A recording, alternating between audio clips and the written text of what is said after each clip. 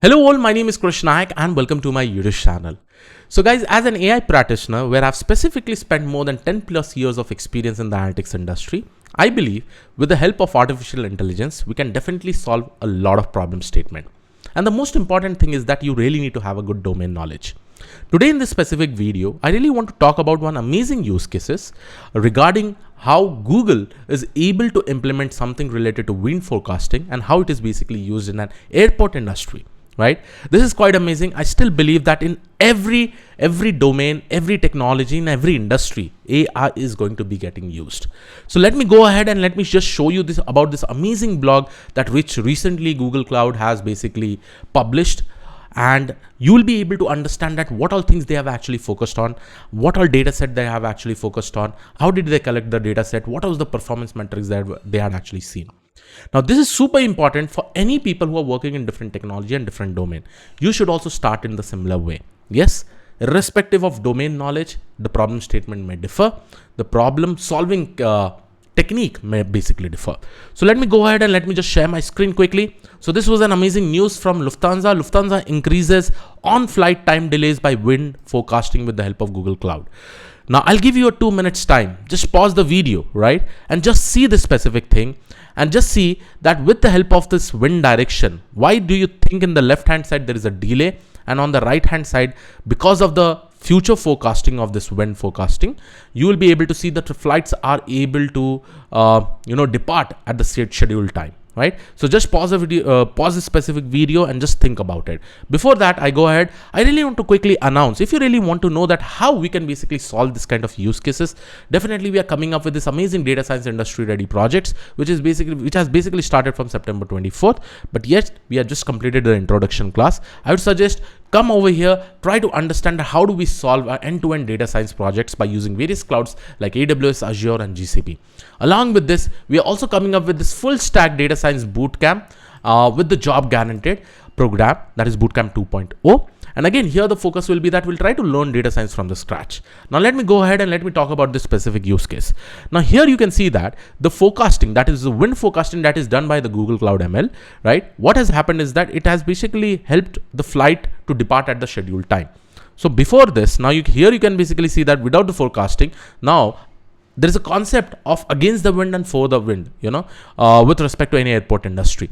Now, because of this, on the left hand side, you'll be able to see that since they were not able to predict it correctly, here you can see that the flight is getting delayed and they're passing through this, and the wind is basically coming from this direction to this direction. But when you fly it, right, you basically go against the wind, right? So this is a kind of small domain knowledge that you specifically need to refer it. And over here, all the information regarding this, that how it has basically solved, how the collecting and the preparing of the data set has basically happened, everything is there. I just want to show you that what all things has basically been used. The entire wind forecasting, here you can see that the goal of Lufthansa and Google Cloud project was to project the BISC wind for Zurich Kloten Airport using deep learning based model ML approaches. Then to see if the prediction surpasses the internal heuristic driven solution and gauge the ease of use and practicality of the deep learning approach, right? So here you can basically see that what all things they have actually focused on. They actually tried to collect the data from past 5 years. The collected data was next subjected to an extensive cleaning and feature engineering process using Vertex AI workbench. So this is a workbench that is available in Google. But let's say that you are also starting, right? Some or the other way, you're also going to do the same process manually, right? In order to prepare the final data set for training, the cleaning phase included steps to drop the features or rows that contains too many missing values, or failed statistical test for entropy, etc. Since the direction of the wind is circular between 0 and 360 degree, this column of feature was replaced with two features. So here you can see with respect to cosine and sine embedding is also being used. Now how did they came up with all these particular techniques? It is because of the specific domain knowledge. Now here you can see the data set was then flattened such that the columns contain all the relevant features and sensor measurements for all the weather station and all. So here also you'll be able to see that what all features they have actually used. They tried to derive features like wind direction, speed, pressure, temperature, humidity, more at a 10-minute resolution. So 10 minutes was the time interval, and based on that they were able to do the forecasting of this wind. Now see, the model will basically be saying, now if I probably start over here, the model will be saying that, okay, the wind is basically going to come in this way. So before that, all the flights have basically departed. Then when the wind started coming opposite to the wind direction, because it will help the flight to basically depart or flight to basically fly, it is basically going in the next direction. But because of this, here on the left hand side, you can see because of that, the flight direction, the flight departure direction has not been changed. So because of that, there is a huge delay, right? So this is an amazing use case. And here you can basically see what kind of architecture training pipeline they have basically used. Manually also, if you think, right, almost we do the same thing, right? So here it is. And they have also used some of the parametrics over here. Like what are the parametrics they should definitely use? That is shown. What is the results and next step? Every graph has basically been same.